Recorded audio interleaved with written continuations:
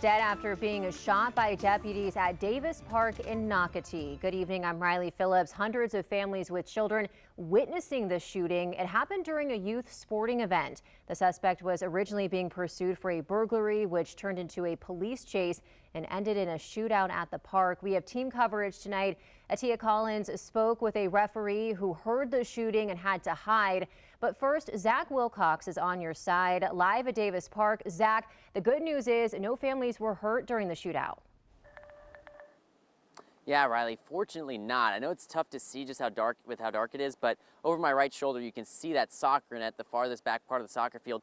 It is right on top of the parking lot here. There's not a lot of space between those two things, so when you have gunfire going on right here in the parking lot, it really is fortunate that nobody on those soccer fields was injured. And tonight we're getting more details about what led up to all of this.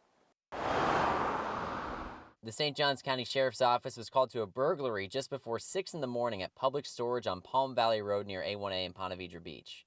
During the actually clearing of the facility, they actually discovered that one of these suspects is still in there, and they engage that suspect and take that suspect into custody. Deputies arrested Crystal Lynn O'Neill at the storage facility. She faces several burglary and property damage charges. O'Neill told deputies there was another person involved who left the scene. One of our deputy sheriffs actually comes upon a vehicle, a suspicious vehicle.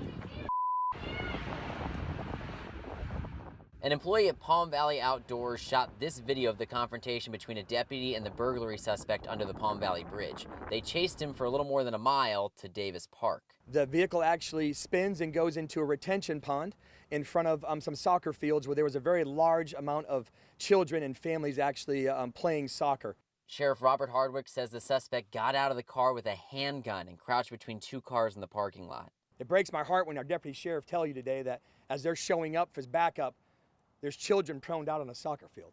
The sheriff says the suspect refused to listen to commands and shots were fired. The suspect was life-flighted from the scene and died at the hospital. And our deputy sheriffs took the actions they had to stop from having further injury and innocent people being killed. Now, one deputy was injured during all of this. It was actually the one underneath the bridge during that confrontation. She had some cuts and some bleeding there that the sheriff mentioned, but expected to be okay here. The sheriff also mentioned that they have been in contact with the league that runs the soccer out here. They've also been in contact with St. Johns County schools. They're going to have guidance counselors available Monday when kids go back to school in case they need to talk about what they experienced here this weekend. In Ponte Vedra Beach, Zach Wilcox, First Coast News, on your side.